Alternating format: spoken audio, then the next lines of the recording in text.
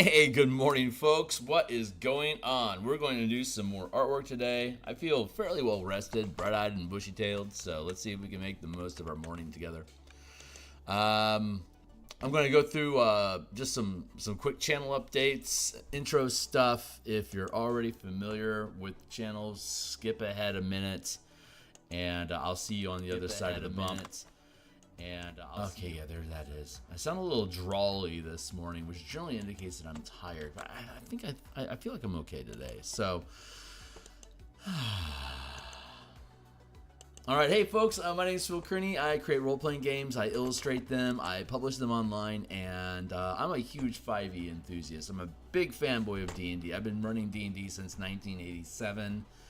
I've been a freelance illustrator since 1999, and I have been an Eberron enthusiast since 2004. And I've been creating content on the DMsGuild since 2018. So, but I've yet to publish an actual adventure. So this is both an homage to Eberron, my favorite published campaign setting.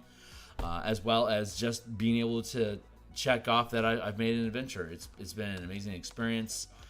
I've never built one from scratch for publication like this. I always just run things like 80% or more of my game is improvised at my home table.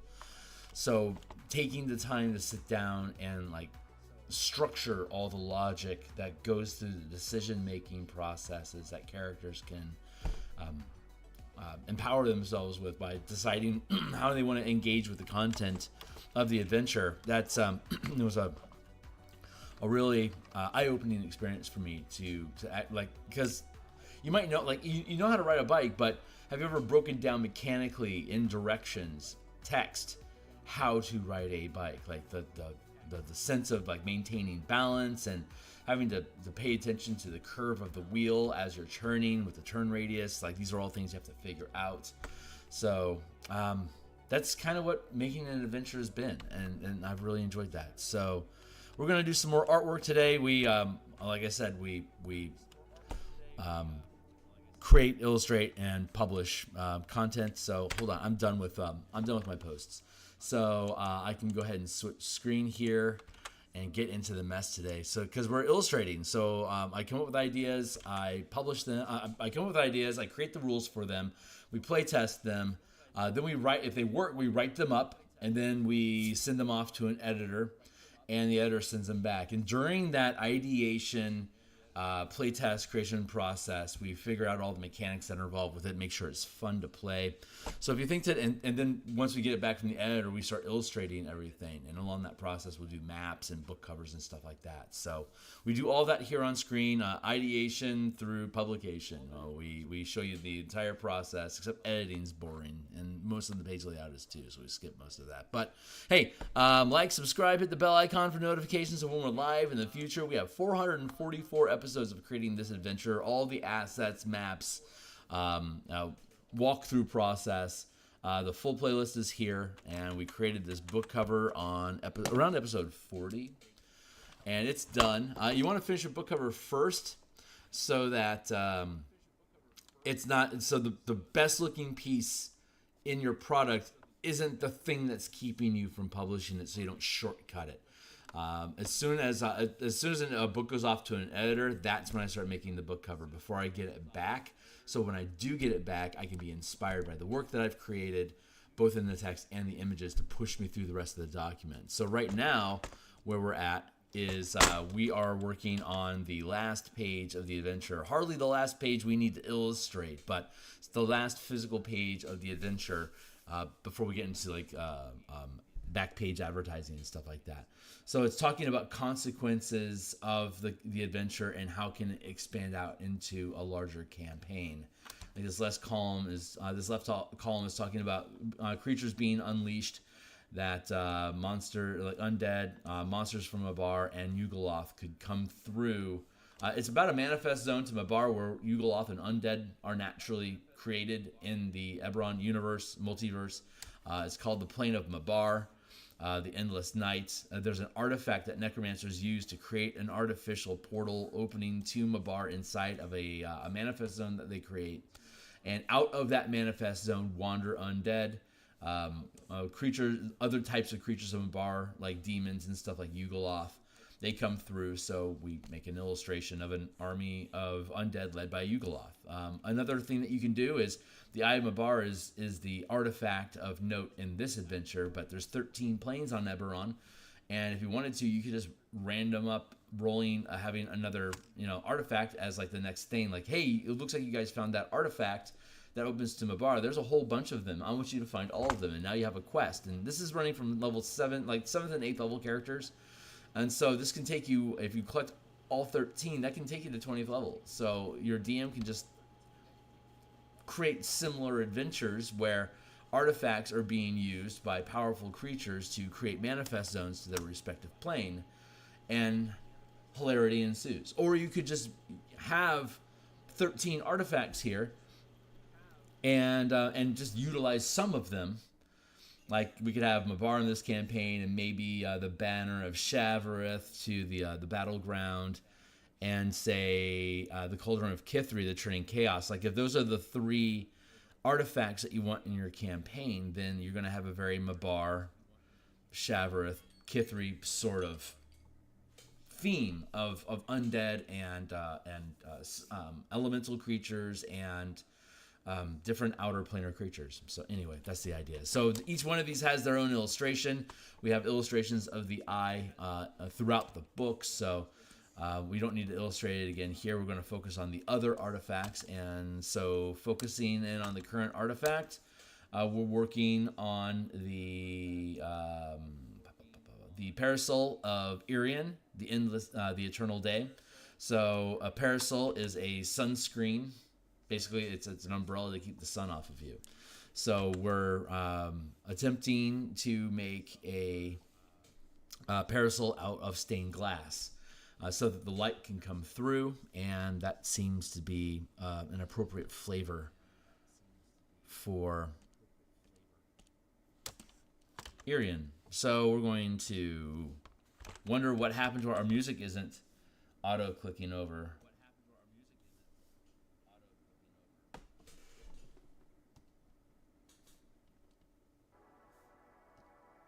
There, maybe maybe that'll keep it going. I like using Epidemic Music. It's a good channel, though I've been looking at Spotify a lot lately. Let's take this down to 2 pixels.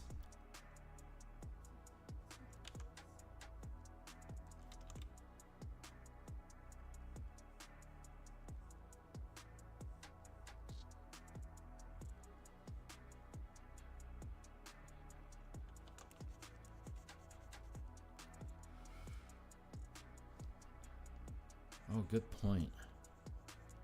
There's a gap between each of these sunbursts, and I have it depicted here as though they are connected. So this is good. That this is where we left off. Yesterday, if you joined us on yesterday's channel, episode 443, Adobe Photoshop crashed during the stream, at the end of the stream. So, and I hadn't auto-saved. I had not saved often enough to prevent lossage. So I went online. So since the page layouts are done, I can paint at night again. God bless. And so I invested time in redoing the stuff that we lost, and I think it's coming through better now than before. But this is where we left the channel.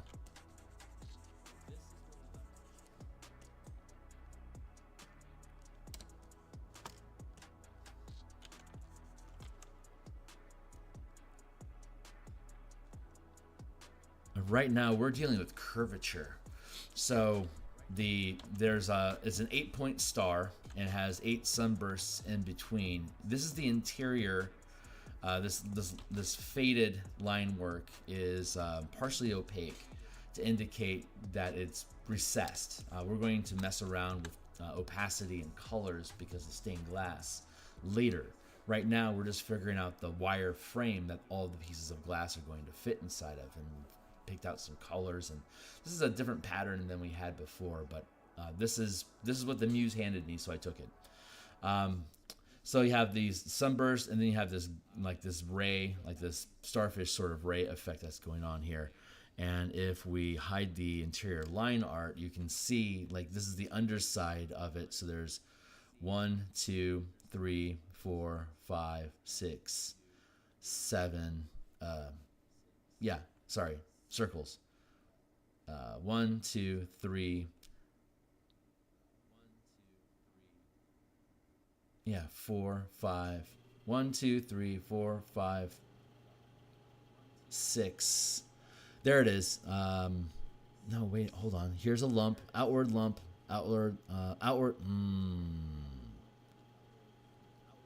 inner lump. Got it. 1, 2, 3, 4, 5, 6. Oh shit, I did it wrong. 7.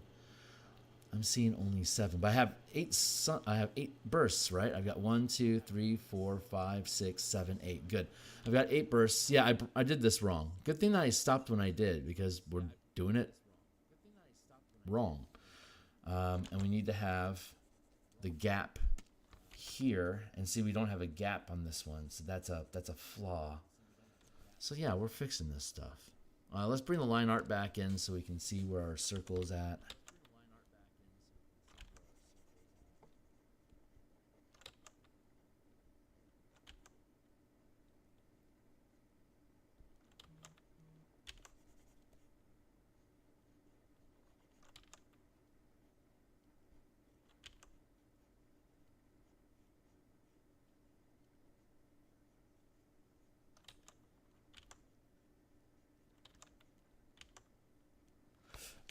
I need to check my phone real quick.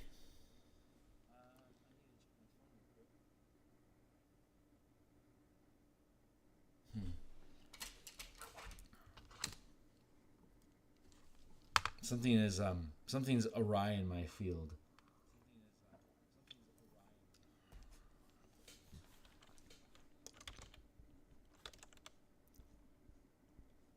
That is curving along the very edge of the curved umbrella. But it's the same sunburst as we have here, here, here, and here. 1, 2, 3, 4. And these are just going around the curve of the umbrella.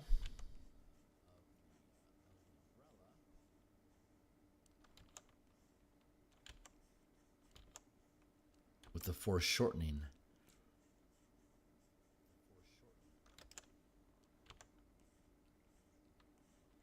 I've got this crazy low frequency tinnitus that's been going on lately, and it only manifests when I relax. When I'm tense, I can't hear it. It's like white noise, but it's super low pitch. I don't know what that's about. It's relaxing though.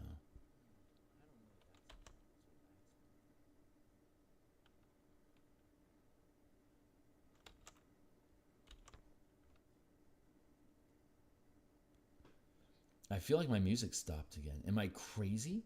Didn't I just...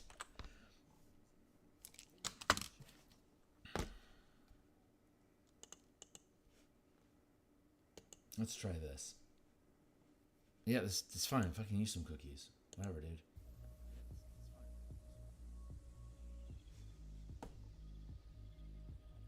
Shuffle is on.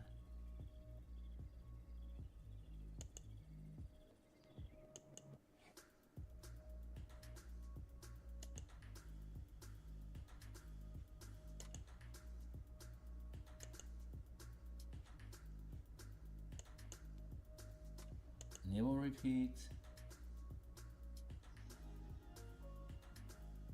Enable repeat once.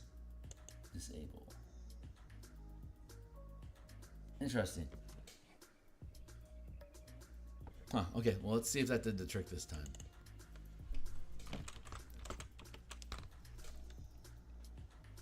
Okay, so we have these circles are good, so the sunbursts here are good. We can pipe between here these radial, this 8-point radial display. So I've got something wrong going on with it right now, obviously. So let's figure out what that is and fix it.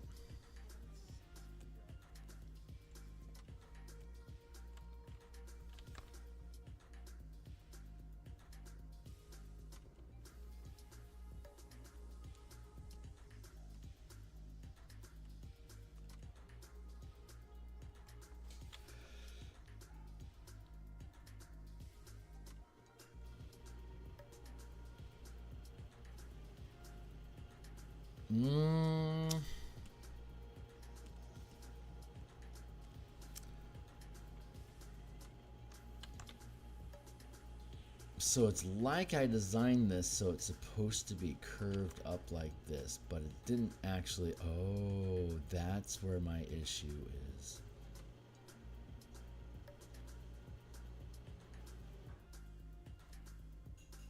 Yeah, I need 5 because I only have 4 here.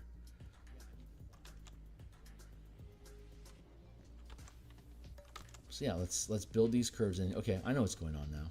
So we build these curves in here like this.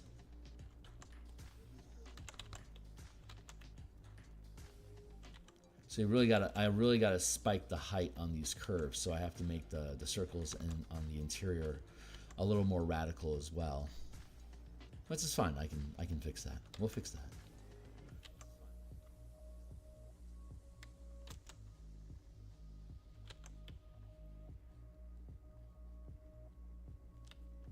So this is reading right here.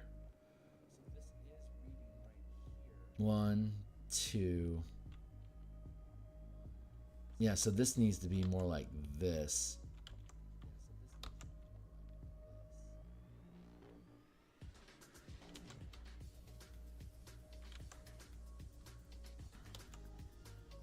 Like that. Yeah, because this aligns with this, and this aligns with this, and this aligns with this. There we go. Boy, the foreshortening on this curved it's curved lines on a curved foreshortened surface that's transparent. It's a challenge.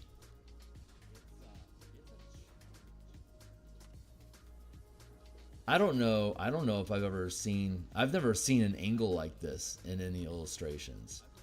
So I'm kind of excited about how challenging this is. Like, it's a real, like, we've talked here before about how I love taking drafting classes because it was a class all about taking two-dimensional schematics like left, like front, side, and top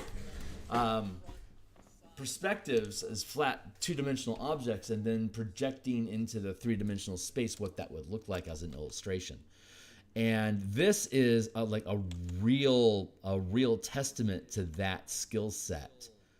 And I don't have like a pattern or anything, although it may have been wise for me to have created a two-dimensional pattern of overhead of like what the radial pattern is, and then have a side view of how that distorts. Instead, I just dived into an odd angled third-dimensional angle and just kind of wished it into existence from there. But boy, is that process satisfying. So let's grab this real quick. Yeah, so this curve here needs to come in more like this.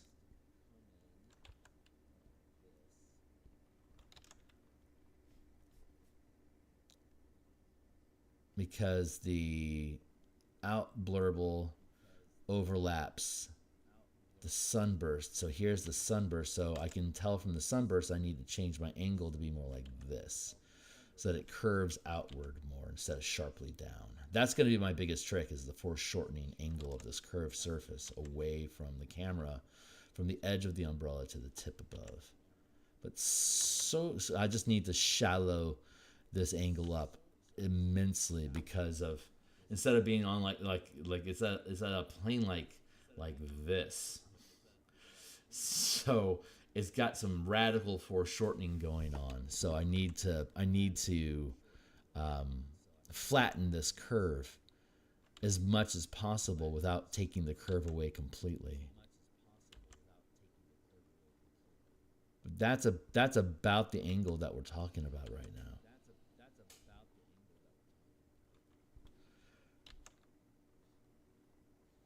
Like that is how it's going to flow in. And then we'd have the circle like this, and then the sunbursts. Yeah, that's where we're going.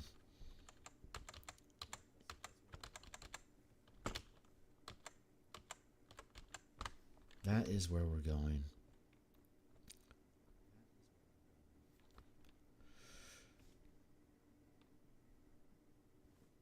One, two, three. Yeah, and then 4 and 5 are back here. And again, I need to really flatten that curve out because of the distortion effect. But something like that should probably be pretty good.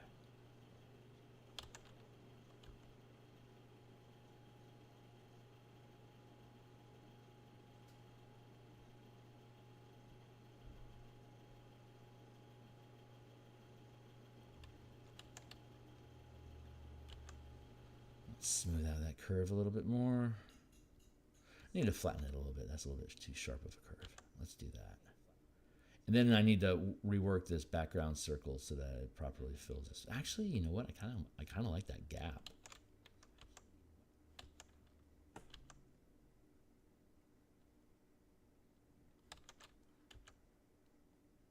Like as a thicker top frame, I like this being thick like this. Because this hull here, this is a like a brass frame. So I kind of want to leave that. I actually like how thick that is. I think I want to leave it in place. That'd make for a cool projected shadow.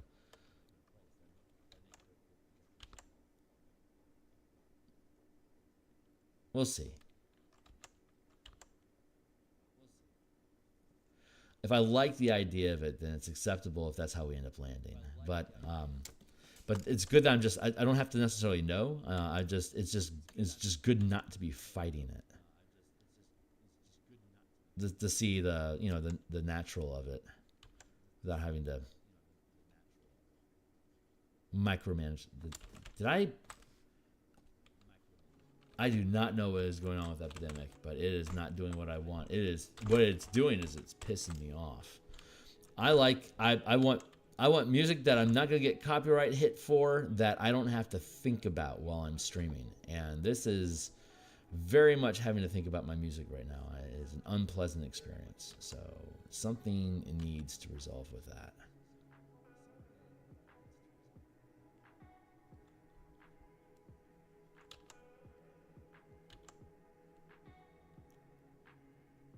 So whatever inspiration is necessary for me to figure out how that resolves will be appreciated upon receipt. In the meantime, we paint.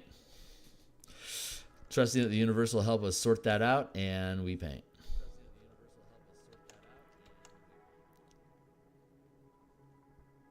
That is my 5th blurble.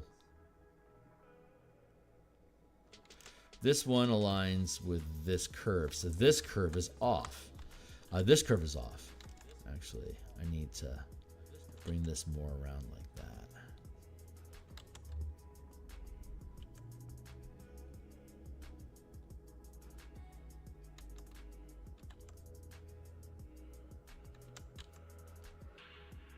Bring this into better alignment with where this is at.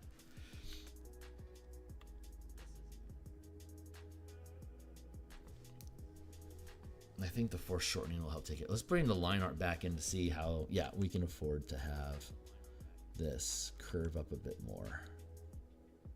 We have the budget and space.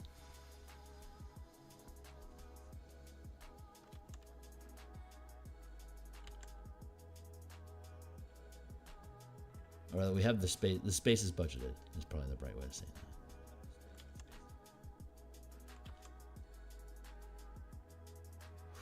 Man, this distortion is crazy. See how I'm leaning in and tilting my head? That means I'm thinking. Like I have to, I'm actually curving, well, I'm actually curving my head to match the angle of the umbrella. But,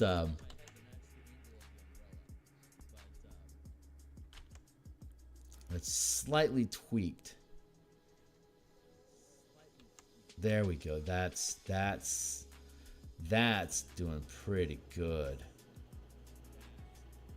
Actually, I think maybe it needs to come down just a smidge. There.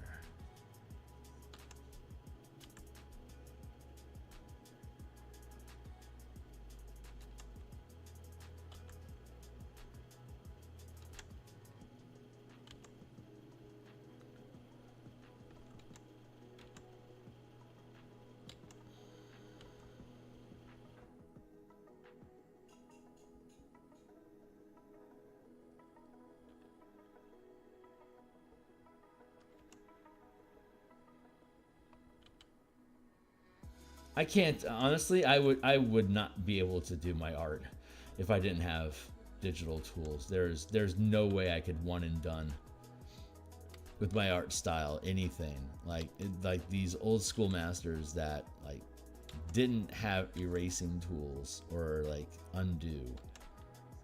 I admire and astound their precision and confidence in what they're doing. It is awe-striking, and you can't really appreciate how fucking good Da Vinci and Van Gogh or whatever really are until you get into art yourself. And like I just said, it's like I couldn't do it without Photoshop tools. It's like Photoshop is my medium.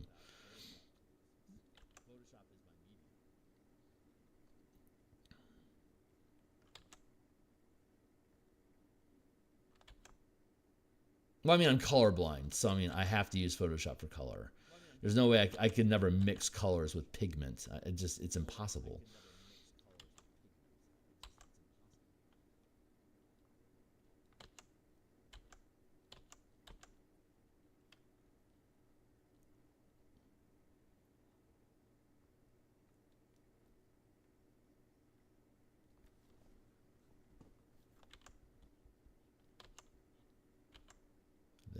Did my music stop again? Sure did. Oh wait, is it?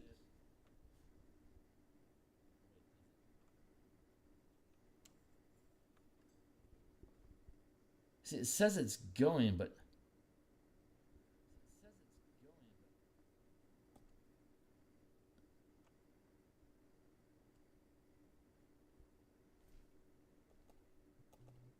there we go. All right, well, let's keep going.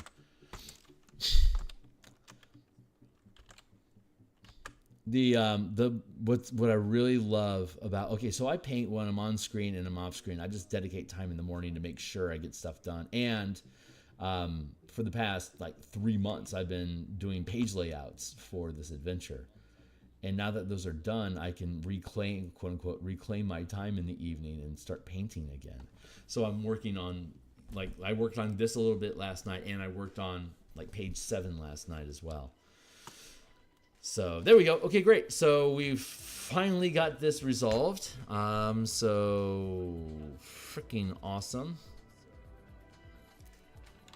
Let's get rid of that.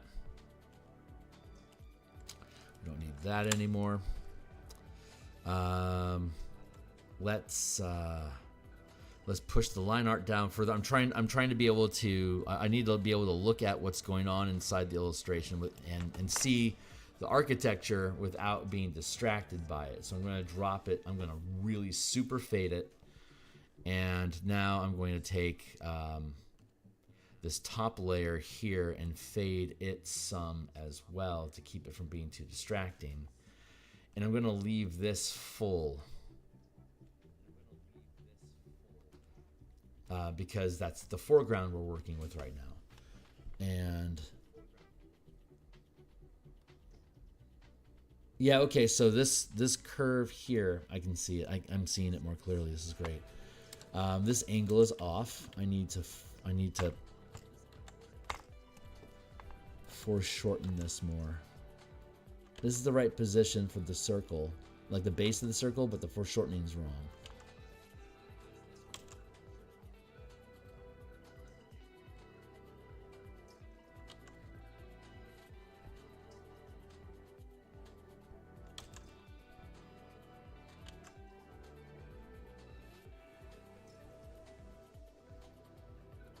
needs to be tilted more towards this. You see, this wedge shape is what we're going to build between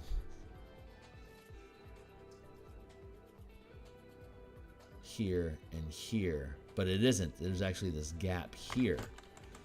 Mind the gap. So I need to foreshorten even more up here.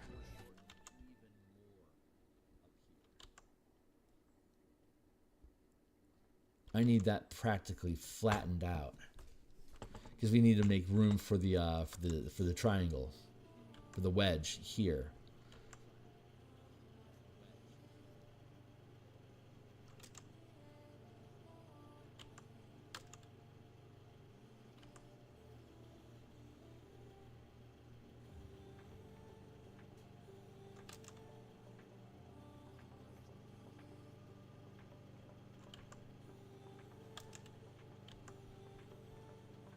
Yeah, and that really lets us foreshorten this middle ones here.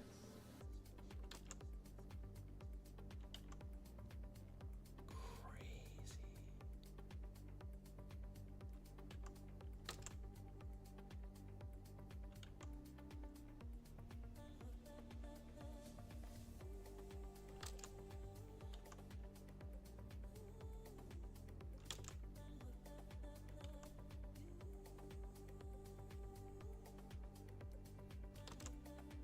Subtle.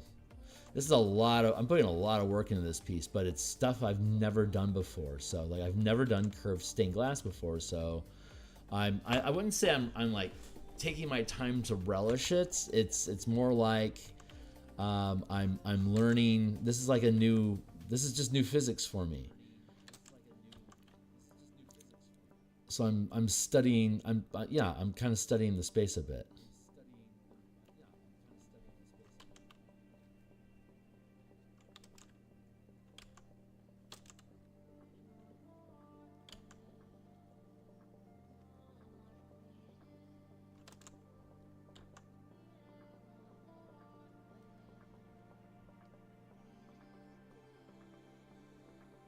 The reason I started making books is because I wanted to get paid for art I wanted to make, but just selling art itself, there was I never figured at the time I never really figured I'd be able to compete against other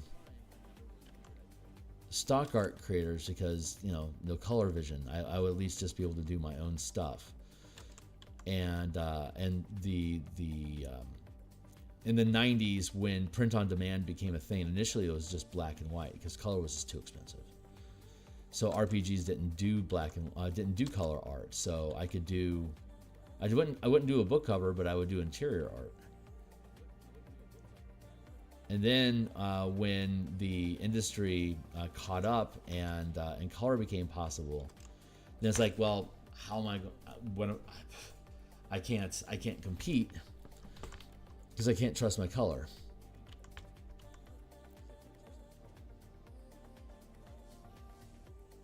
Let's see, this one is...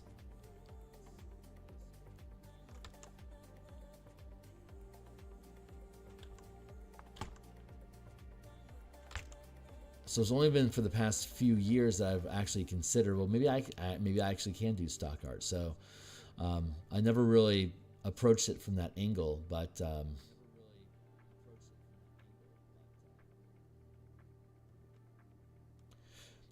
I wanted to take on, so I had to find a solution for myself. What can I do? And then once I figured out how to do color, of course, then I was locked into doing unique art for my book.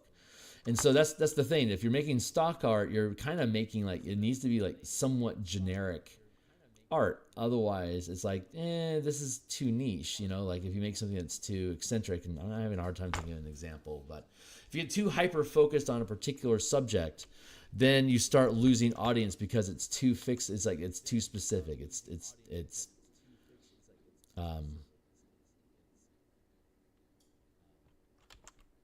like it might be one thing to have a castle, like a painting of a castle in a desert, but another to have it with like a feathered dragon curled around it with particular symbols like emblazoned onto it in Magic. Like that might be like, yeah, I needed a desert fortress, but all this dragon stuff, it's that doesn't jive with what's going on with the need for it, so I'm going to have to pass on this one.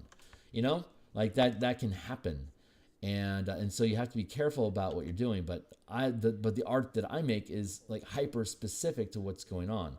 Granted, like I'm doing like a camping scene right now as part of like the commentary about taking rests during the adventure, in the DM section of this, like the setup section. So like that's fairly generic art that I could hand out and share with people. So, but some of it is just very specific, like the Yugoloth leading an army of undead. Like, do you need an illustration of a Yugoloth leading an army of undead? Probably not. But I could also like remove the Yugoloth and make it just a generic horde of undead. But they're also unique looking undead, so it's like that might not be what you need. So then maybe I could remove like the weird crystals and like the crystals that are growing on them. Now I'm putting a lot of work into this stock art, and I already put a lot of work into the art in the first place to get into my book. You see what I'm saying?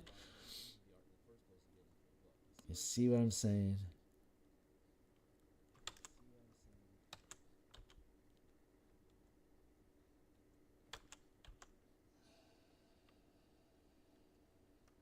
Do you hear that? Yeah, that's right. It's nothing.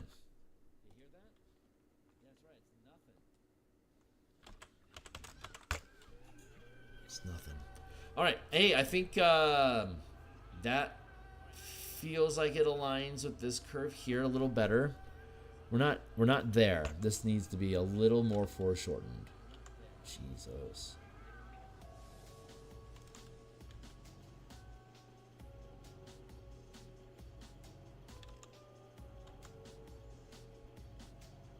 But yeah, now this feels like this lines up with this curve here.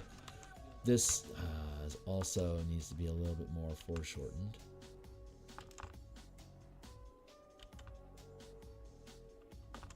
Now that feels like it's lined up with this curve.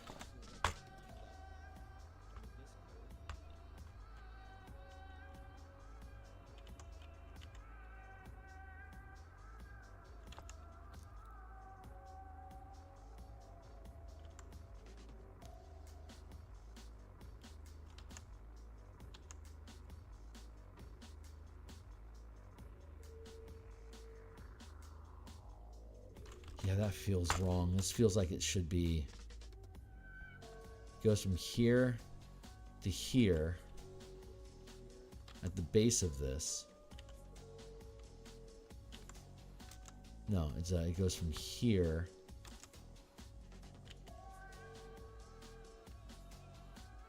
to here.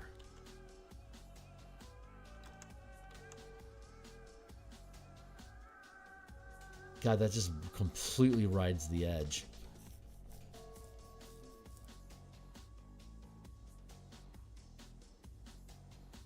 That foreshortening is insane. Foreshortening over here is ridiculous. So I need to be super careful about that. Yeah, this isn't...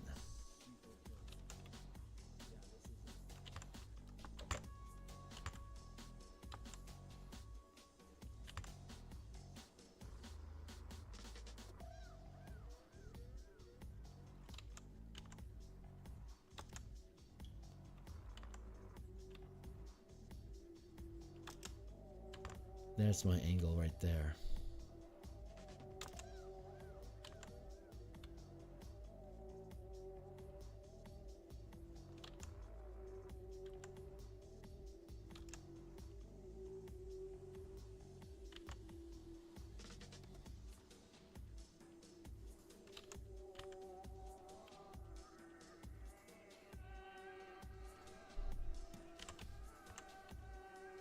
Get rid of all this noise.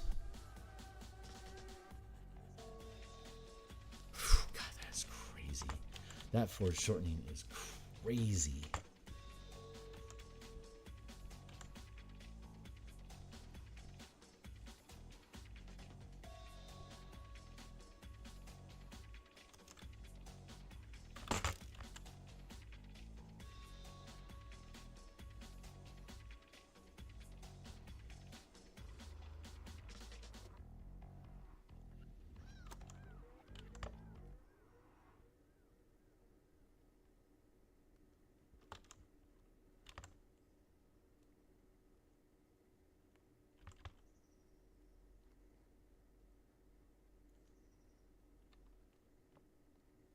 That feels accurate now.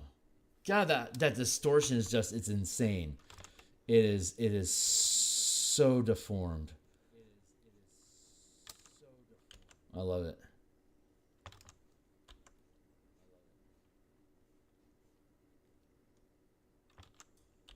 That music stopped again. I'm seriously getting upset.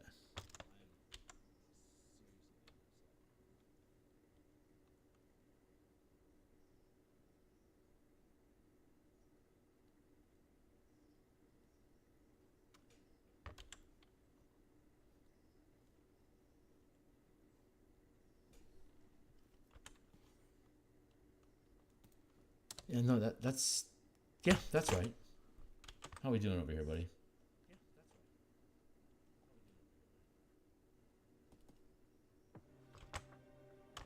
Shouldn't have to do that.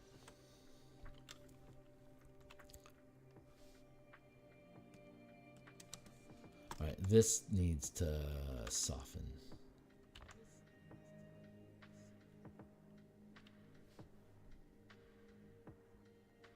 There. Now I need to figure out this interior curve here. Now we got this set up and it's looking good. That does look really good. Jesus Christ. Let's see. Well, this is the no man land that I am uncertain of, so let's figure out what that's supposed to be. It's supposed to be about here, curving up. Basically like that and along the edge. So the center of the bubble needs to be along the edge, more like this. Oh my God, that distortion. Look at that.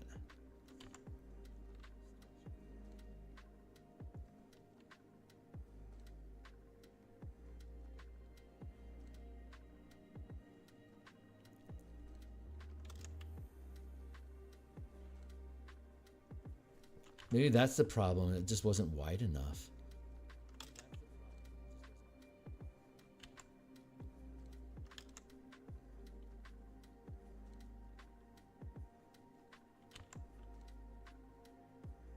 Oh no.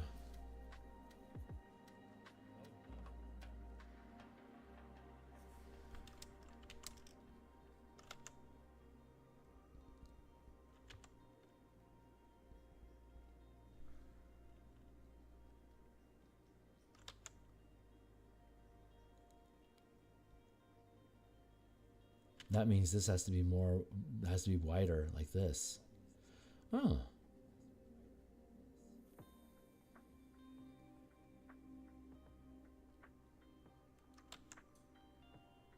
That actually makes a lot more sense.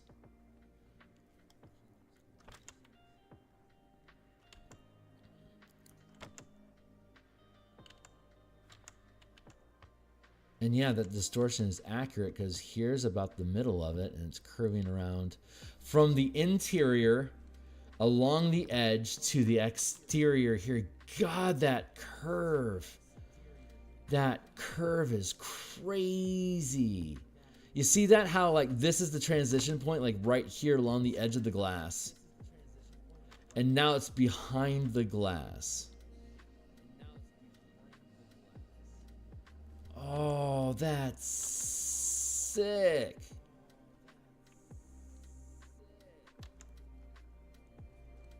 And now this curve is making more sense. Oh my God, this is correct.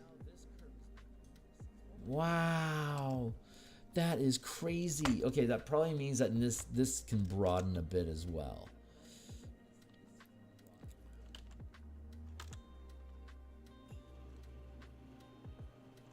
Probably something like that.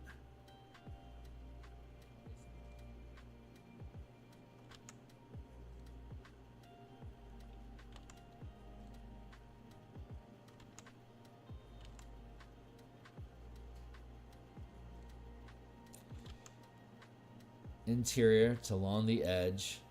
So there's your middle. Yep, that's accurate. Wow.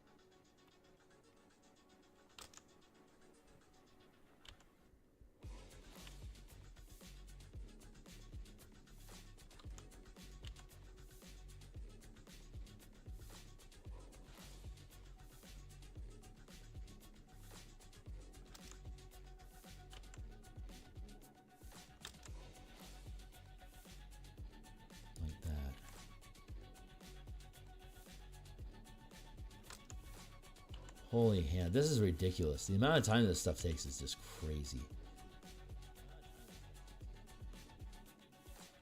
Like if you're just like if you're just trying to figure out like hand anatomy, like seriously, you're gonna have to spend some time figuring that shit out. Nothing is fast. And every time you become aware of another like chunk of matter, you know, like another piece of existence that you've never contemplated before, it's like, well, fuck. There's a whole new set of physics that go along with whatever this mess is. You know, like have you ever tried to accurately illustrate an airplane wing? There's a lot of components, like a lot of angles that make that wing work. That sure you could shorthand it as like, you know, a parallelogram or some shit, a trapezoid. Thank you, as like a super distorted trapezoid. But people that are familiar with planes will know that, oh yeah, you don't know what the hell you're talking about. Like that's, you haven't researched this. You didn't invest time in learning what this thing is, and it ends up showing. You know, and then it's just a matter of like, you know, how good do you want to get? Like how far do you want to push your illustrating? But ultimately, being able to depict the world accurately means that you're curious and that you're observing the world and that you're drawing conclusions and making decisions for yourself around that. You're discerning what you do and don't like about the things that you see in the world, but you're paying attention to them. You're checking in, you know?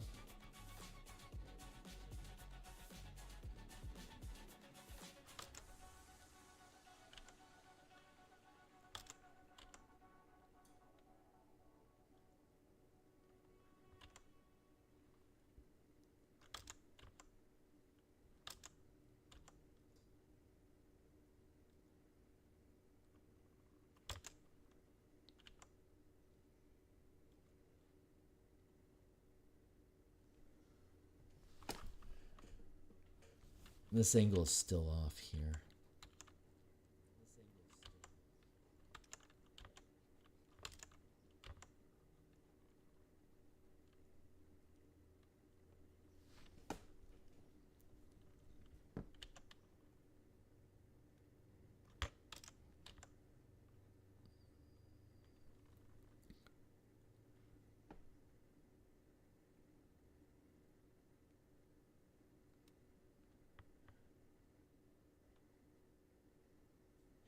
Tick. Yeah. That curves out. This curves in over this centered space. I was off. Oh yeah, this really does need to broaden out. Oh my god. This really does, because this space here between these two gaps, it has to curve in. So the curve in has to like center like right here along this the pole. Like that.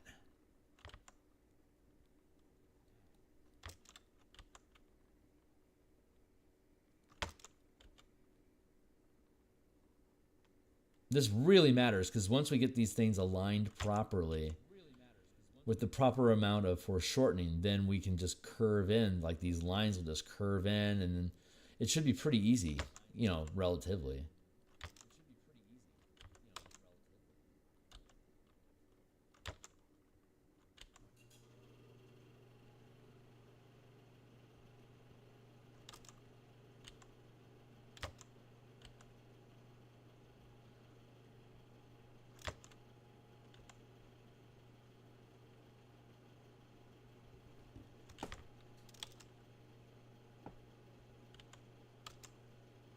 There.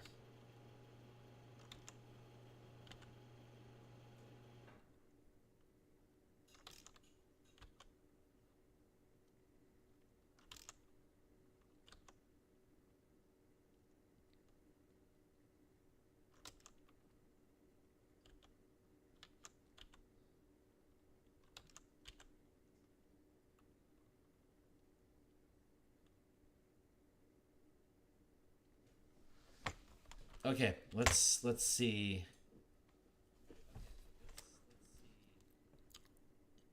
One, 2, 3, 4, 5, 6, 7, 8. Yeah, they're all there.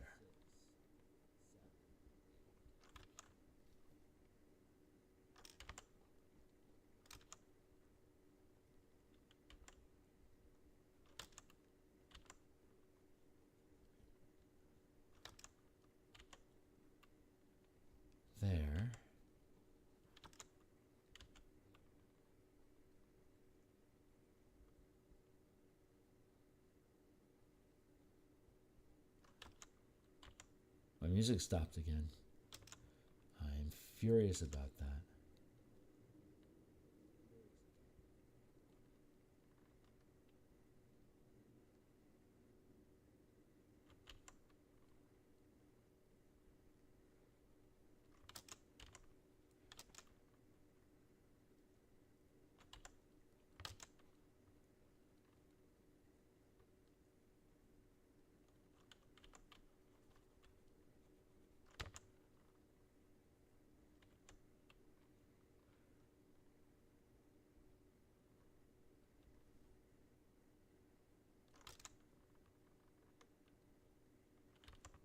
I think like that is where I need to be.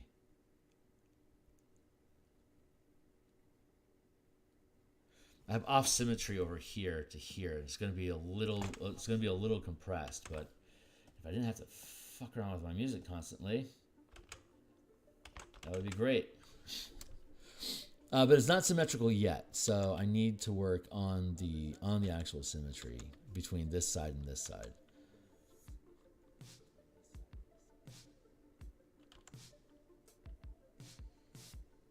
Something like that.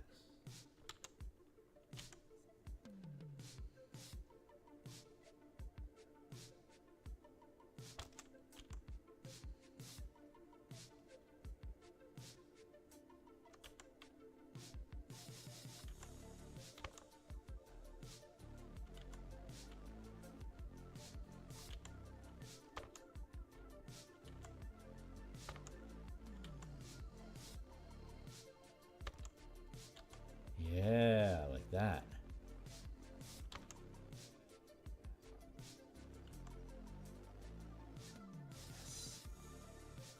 Yes, yes, yes, yes, yes, yes, yes, yes, just like that. Yes.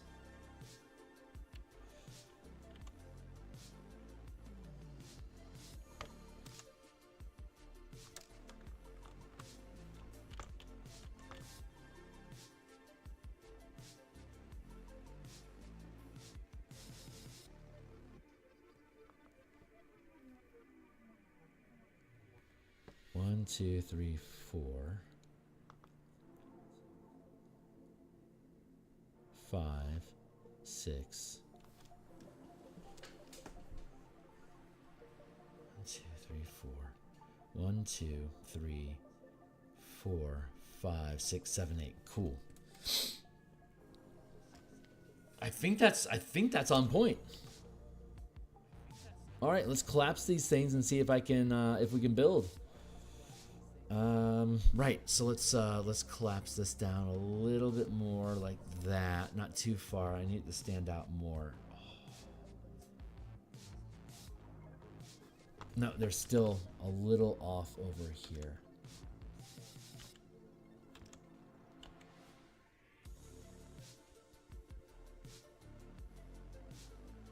Basically like that. Okay, let's see if this also needs to be shorter.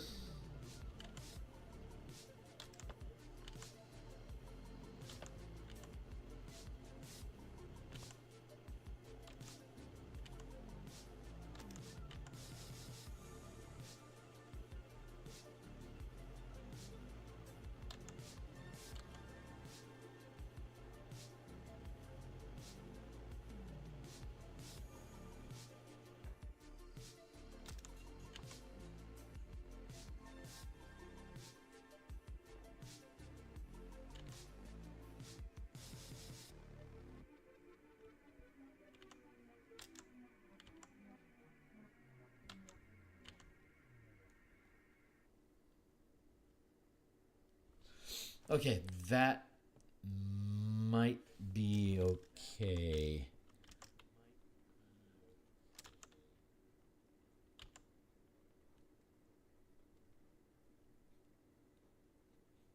Let's give that a go. Let's see if this works. Okay, so finally.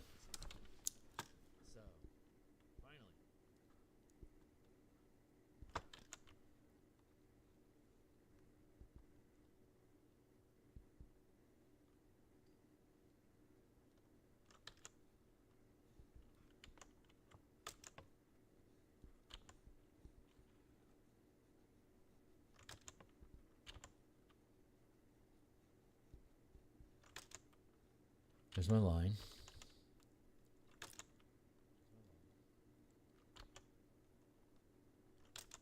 Yeah.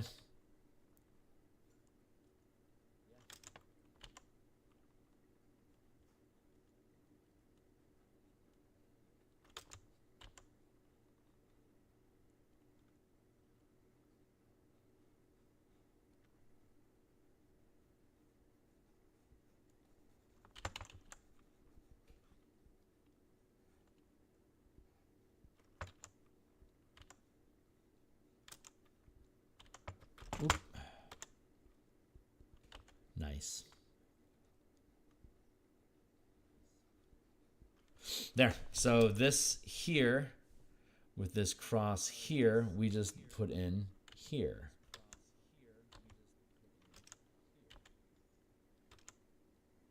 I don't think I needed to mess with that. There we go. That was perfect. Cool.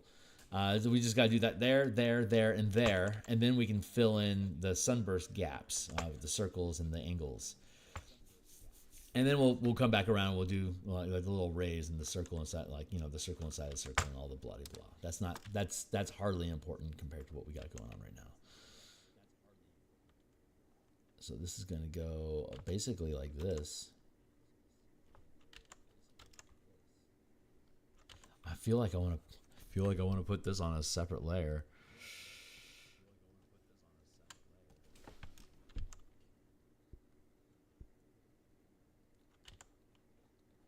Because that triangle that you see here, that's going to have to be basically right here. Like that.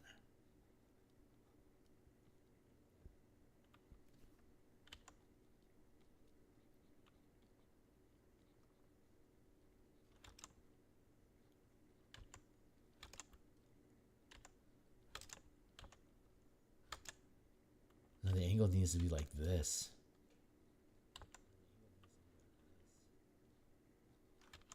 And foreshortened a lot.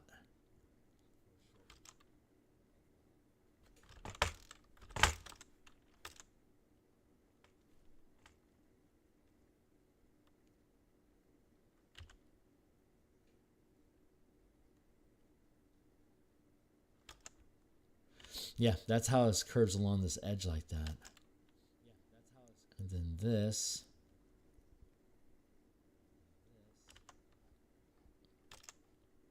Yeah, this is all we see of that angle. It's so foreshortened. It's basically parallel to the camera. But that is this. This is that shape as well. And then this little wedge here, you can actually see curving around into the interior of the piece. Like that.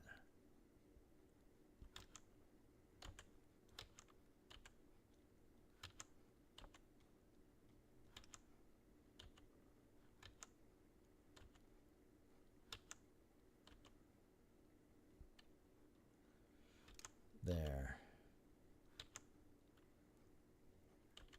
Like that. I see text. Hello. Give me a second. I'm doing some delicate foreshortening. There we go. Hey, Fox. How you doing? So we're figuring these angles out. God damn, the foreshortening on this is crazy.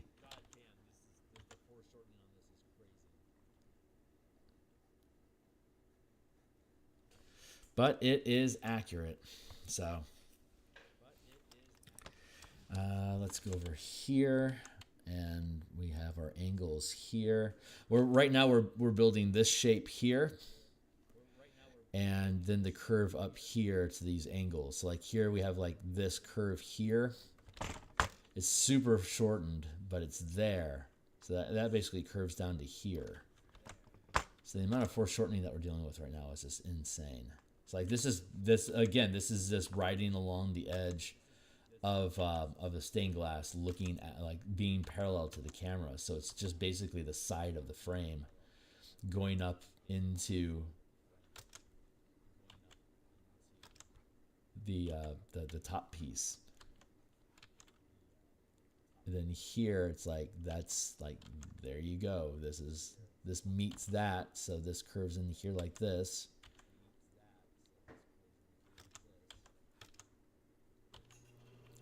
And this foreshortening is so much that you can barely tell that it's a point.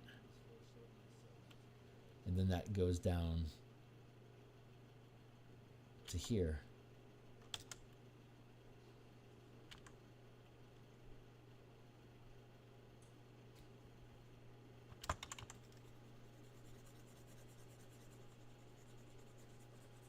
Let's get rid of all this noise. And my music stopped again. I've been dealing with this issue all damn day.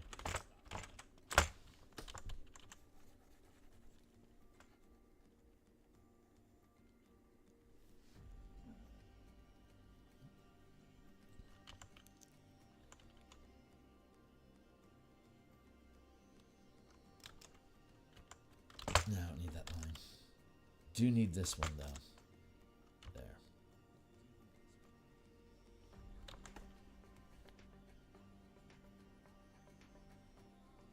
Accurate though. Hey, what's up?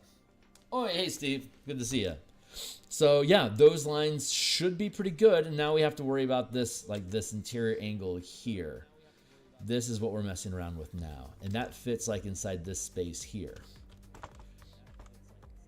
But you see how the line here is both the wedge here. Let's grab another area. Like you can see here, like this line here that defines the space between these curves. It's so distorted that it curves like this right into it. So I have to figure out the physics on that real quick. Where are we at on time?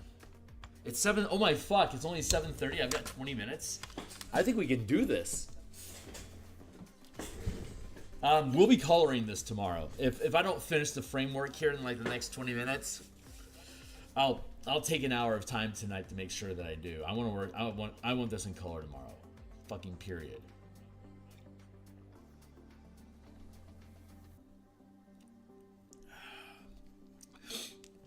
Yeah, the amount of distortion that's going on with this is just goddamn ridiculous.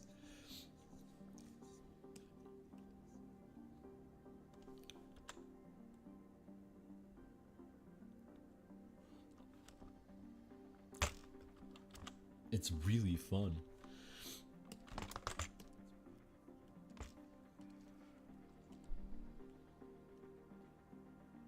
Drop the opacity on those sides a little bit so that they work with the glass. Like this is super faded back here. Obviously, we'll fill this back in the sharper focus. But yeah, the angles are starting to work out. So let me. This is the most important piece here, and then here, and then here, and then it's so much fringe on the edge that it doesn't even really matter. Like this spot here, and this spot here is just it's so compressed down to a single line that I don't really need to worry about it. So I only really need to worry about. Yeah, this space here, and this space here. So let's go. I'm gonna drop the opacity on this a little bit to push that back so we can focus on the new curve.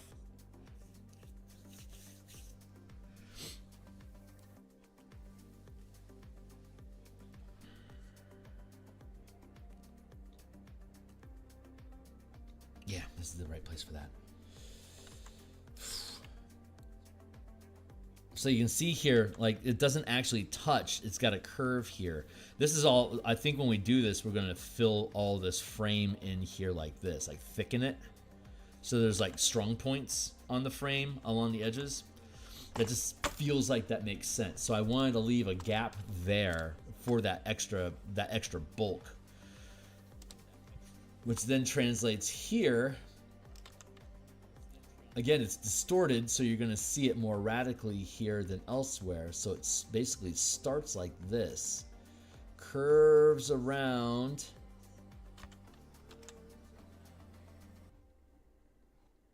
and fills the space here like that.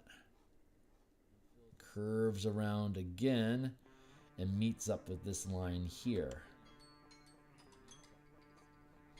Yeah, okay, that's my 20-minute timer. I've got 20 minutes left, so we can get this figured out.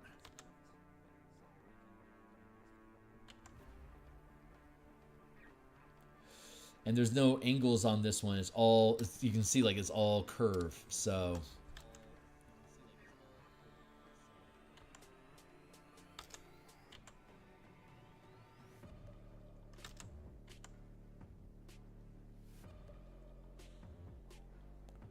but again, the amount of foreshortening that's happening here it's insane. It is crazy thick. And it's slightly off center, so it skews to the right a little bit.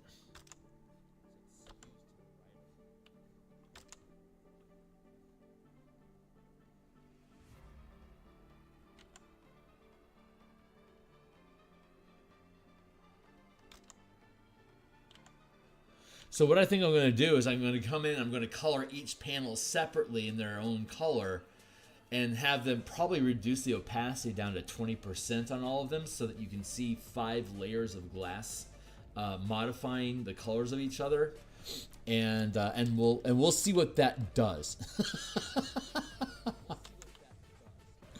I don't do a lot of color transparency stuff, much less stack it up in this curve effect. God, this is such a challenge, such a fun challenge.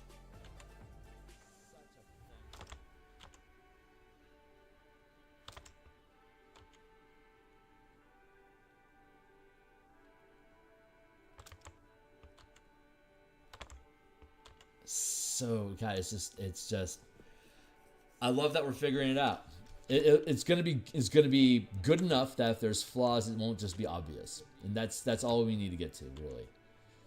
This is such an insignificant picture in comparison to the scope of the adventure, but this is my right. This is my, I can hyper focus on this if I want to.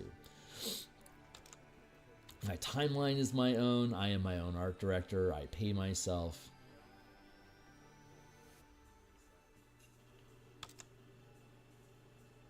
I can just focus on just making, like, this is advancing my skill set. This is legit pushing my drafting skills. I've never attempted something this mechanically complex before. I thought Spelljammer ships were mechanically complex because there was, you know, specific machine, like hard edge items that were being depicted in like as though they're moving like animals, and that was a challenge in the Spelljammer book. But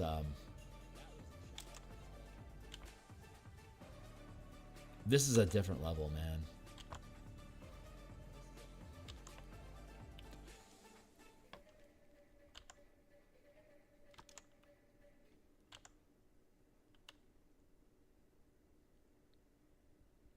Like 5 years ago, I wouldn't have even attempted this.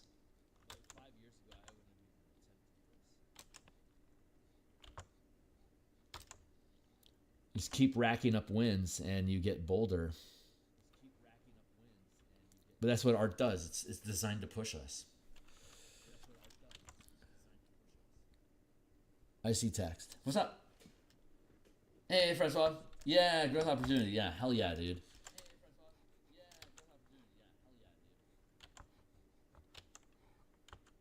Oh my God, it's Thursday. I'm going to be playing Shadow Dark tonight on I think it's on Wally DM's channel, with How to RPG, Fred Wheeler, and I think AJ Pickett is our DM tonight.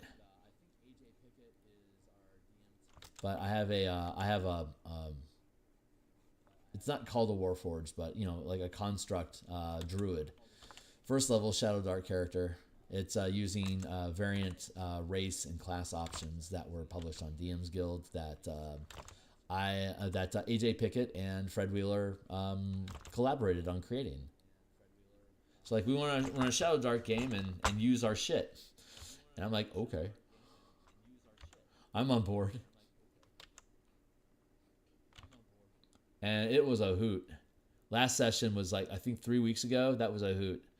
I can only really afford to do those once a month. I think that's the cadence that typically they're somewhere like between 4 and 6 weeks apart, and that's about ideal for me, because it gets in the way of me doing my Thursday night game stream. It's literally in front of it, like from 5 till 7:30 and then I switch gears, and then I like to do some bashing campaign stuff, but because I'm gaming, I only have like maybe an hour and a half or so, and that's that becomes iffy because sometimes I could rant about the system for an hour before actually doing any work on it, and so I have to really, like curb my enthusiasm there.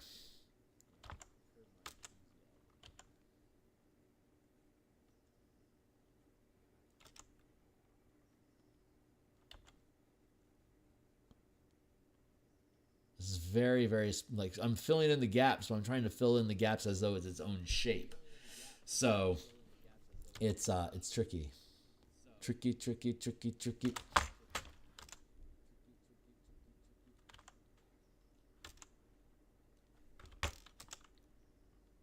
Yeah, there we go.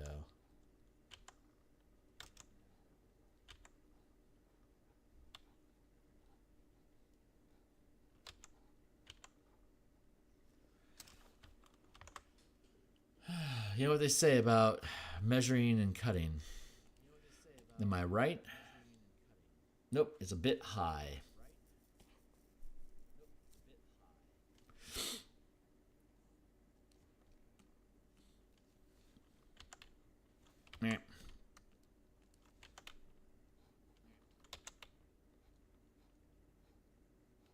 There it is.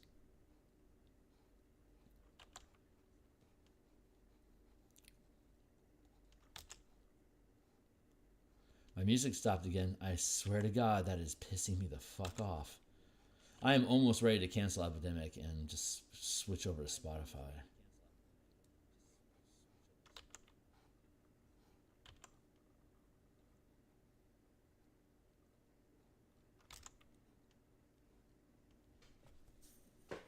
Good curve. Sun's getting into... Oh, shit! Oh, my God.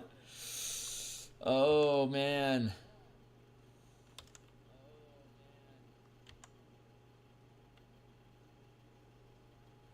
Only give him little minis. Give him a little paper circle like Pog minis, like the 2-dimensional tokens, and have him work to get figurines for himself. If he wants to spend all his money on fucking 3-dimensional armies, go for it, Haas. But printing tokens is fucking almost free.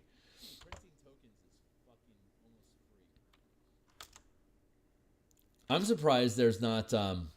Surely there's. I mean, this isn't the point, but it's just an observation that like there's like tabletop simulators. I wonder if 40K has a virtual tabletop environment to run digital armies. I know most of their business is in selling paint.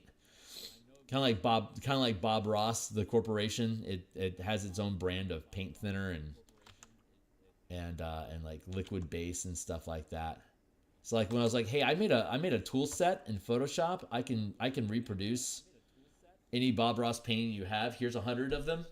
And I spent a year making them. And when I brought this up to the Bob Ross Corporation, they're like, yeah, we're not interested in this in the least bit. And that's when I realized it's like, oh, because you guys sell paint. You have no interest in promoting digital. Digital is a threat to your business model. You are Kodak. And I am iCamera. They have no interest in working with me. It's like, oh, that's a shame. Because I don't know anyone else that...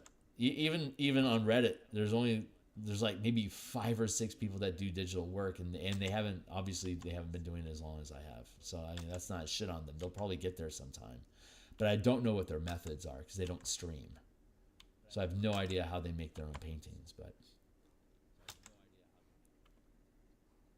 once I figured out how to like literally do Bob Ross paintings, Bob Ross style in Photoshop, I'm like, that seems valuable. But yeah, they weren't interested. I acquired the skill set just so I could have better looking fantasy art backgrounds. After doing 100 some odd Bob paintings, it gets kind of boring. I streamed a lot of them on my original channel and on my Twitch stream, back when I would stream Led Zeppelin and other copyright music and get copyright strikes all the time. because I just didn't give a shit. I just wanted to play the music I wanted to play while I was painting the things I wanted to paint. And I'd play whole episodes of Bob Ross and paint along with them. So it's like, yeah, I'm using your footage, and I guess I'm transforming by painting along with it, but they copyright strike that stuff. So it's like, well, fuck. I can't really stream me I can't really stream me painting along with Bob streaming. So all I can really do is just bring it up occasionally, like when I'm doing my own thing. It's like, yeah, I'm using Bob Ross techniques today. And there, I think that's better. I've certainly spent enough time on it. Shit, still too high. I am really just fighting that angle a lot. I don't need to. It's right the fuck there, dude. Just take it.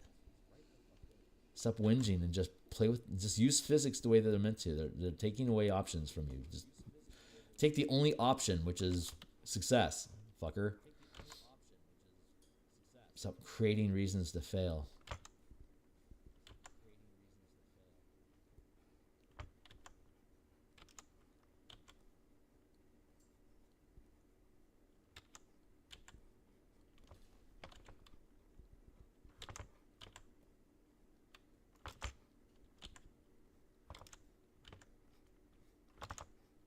Muse is like, dude, we got things to do. You can't whinge on this all day. I'm like, sorry. There. Man, my angles are bad. Get in there. Thank you.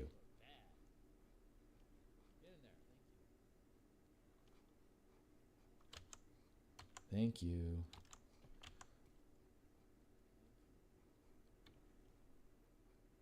Yeah, that works.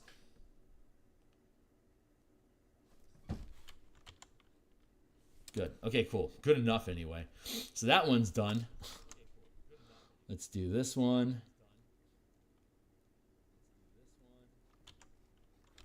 My music stopped again. That is infuriating me. This is a morning of distractions, apparently. I came in so bright-eyed and bushy-tailed. Hey, look, more text. Hold on. Let me catch up with you. eBay is a good call.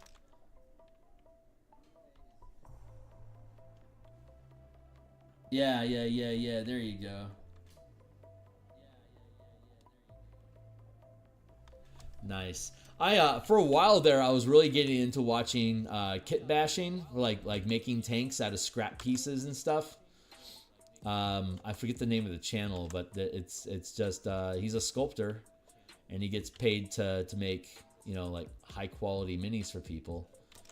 And he's like, yeah, I'm just gonna grab all my scrap tools and let's make an orc tank, or like let's make a chaos tank, or let's make a chaos mecha, or whatever the hell it is he had going on. Get that out of the way. But yeah, it was fun. I respect the models. Again, it's a color issue, so I don't mess around with it. But I love the designs. They're so cool.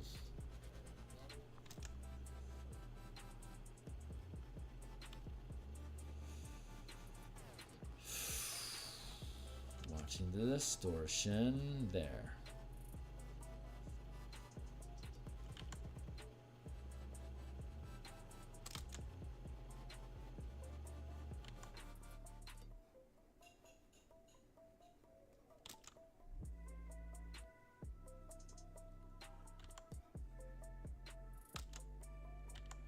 There's the interior curve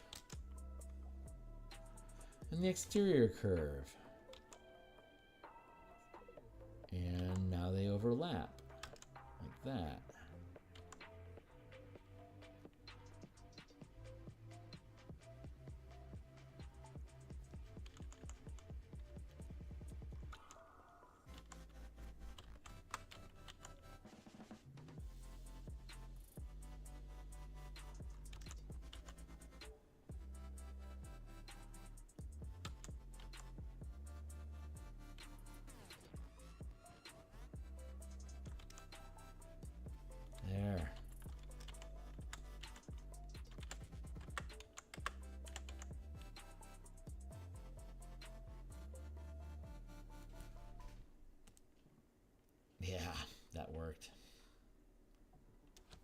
So we're filling in the circles right now, and then we'll, from there, we'll start doing the patterning stuff involved with the circles.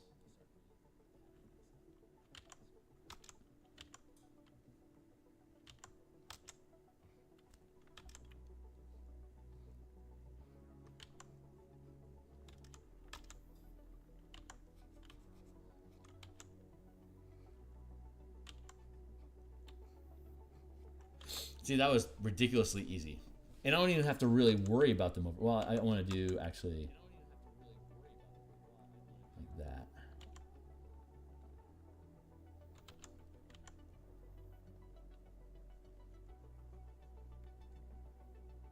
Like that's it. It's done.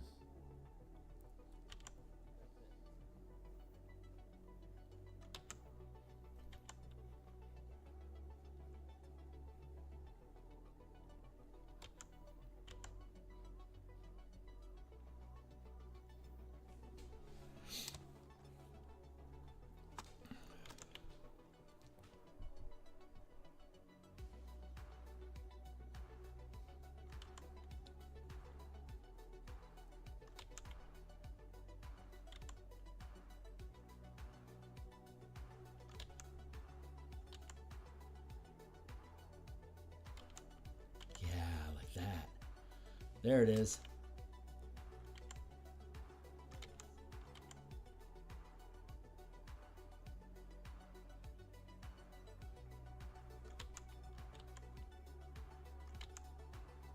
It turns out this shape's a lot more complicated than I thought it was. But that's all I really need to do with it. I think I can let it just cut off there.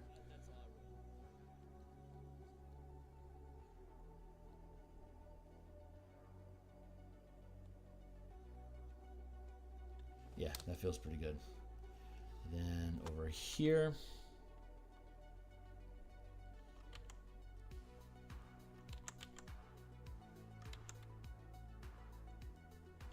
again, up into the frame, and then it just disappears into the glass.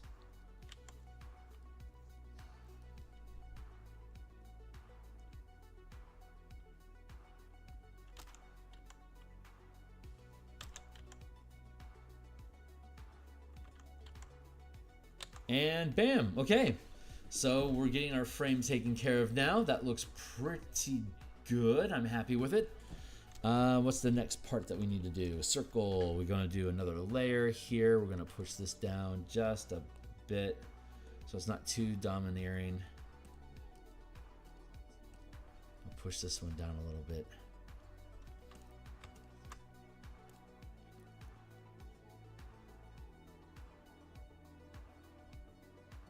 Kind of like that-ish. And then I'm going to push the line art down a little bit further.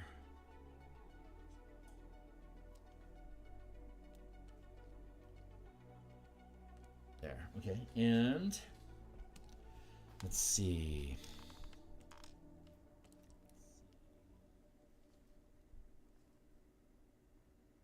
Let's add another point in. Circle, circle, circle. It's already way too, like this circle, like the top circle. Let's do the top circles first. And it's just going to be like a little disc. Like an ellipses, like a tiny little ellipses at this stage.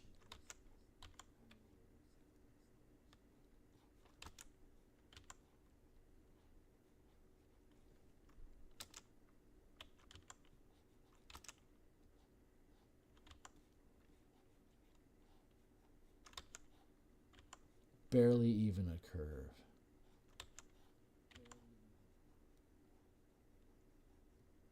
I can feel my thing's gonna. Oh yeah, I'm down to 30 seconds. I love that I can feel 20 minutes.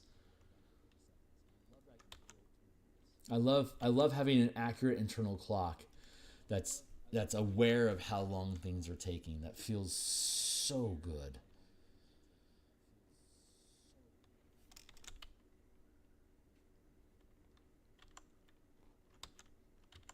Yeah, we're gonna have to. I'm gonna finish this off screen tonight. Here's the curve here for the circle. Here as well. Thank you, Timely Timer. And then I'm going to be a little bad and stick around for another few moments to get this very front one done, just to demonstrate that I can do it.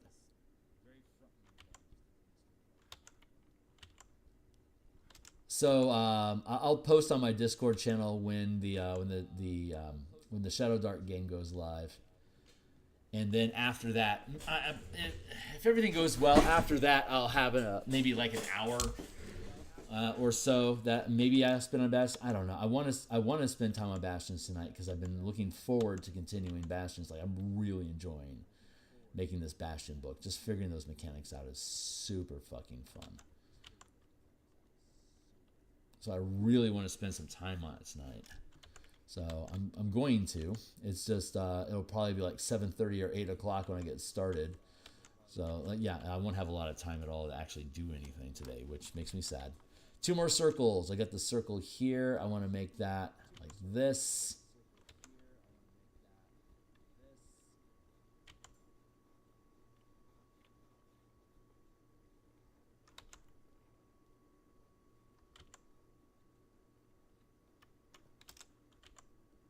Which means this needs to be less than it is because I have a whole nother circle I got to squeeze in here. So let's get rid of this real quick.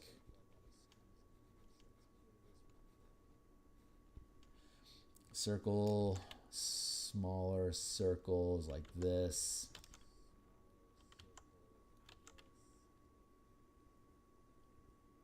Oh my god, yeah, and it curves up like that.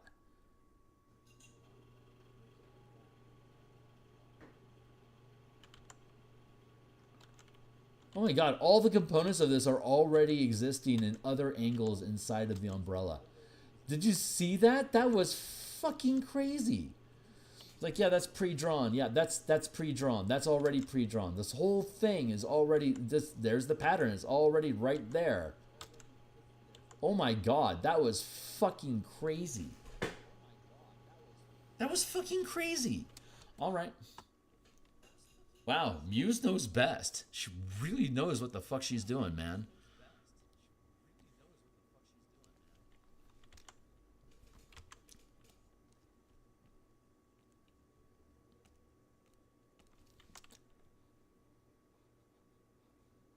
Yeah, that's all my foreshortening is like right there already. I just need to center it up a little bit better. There.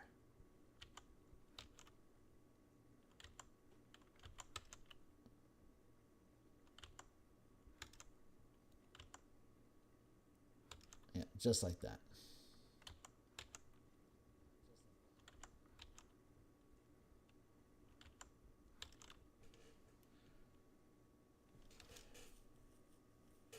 That's kind of crazy.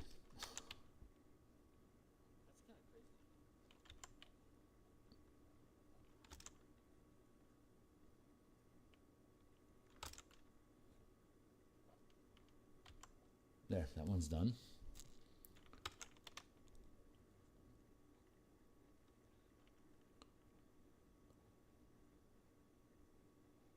There, that one's done.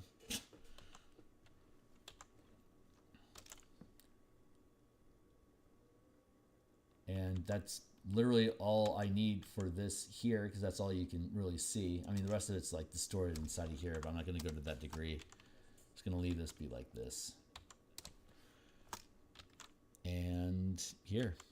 And let the rest of it just get folded into the, you know, like we'd have like in here, like it'd be like that.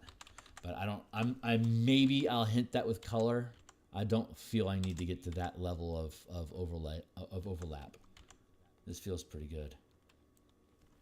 So there we go. That's the completed pattern. We did it, guys. Let's take everything back up to 100% capacity.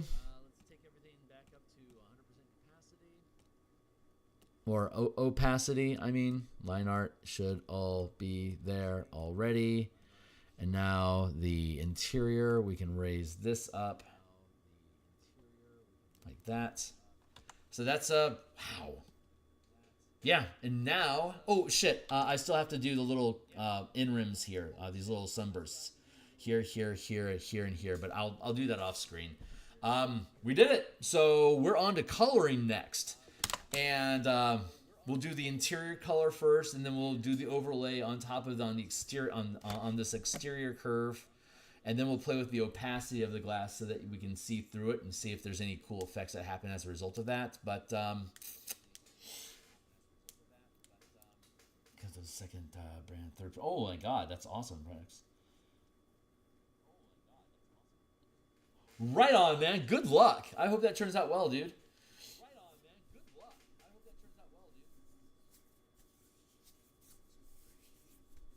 Nice. All right. Yeah, this is I am this is a good one.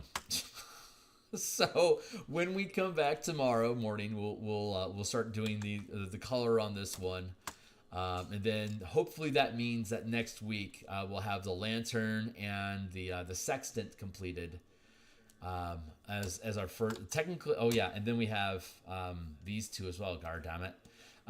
This is technically our first pass, and we're going to do a texture, another pass with texturing on all of these. So maybe another 2 weeks or so we'll be done with this page, and then we'll switch gears to new illustrations, a whole new page, a whole new breath. Yeah, maybe I don't need to go this hard with these artifacts, but it's just, I mean, if the inspiration is still there to push them, I'm gonna keep pushing them. So, all right, that's it for now, guys. I'll do some Shadow Dark tonight with Wally DM, AJ Pickett, and Fred Wheeler at How to RPG, and I think there's some other people as well. We'll see, and then I'll be back for Bastions. Let's assume 8 o'clock Seattle time, 12 hours from now. I will be back to do a little bit of Shadow of Bastion campaigns. So anyway, that's it. I'm out of here. Later, guys. Oh, I'm late.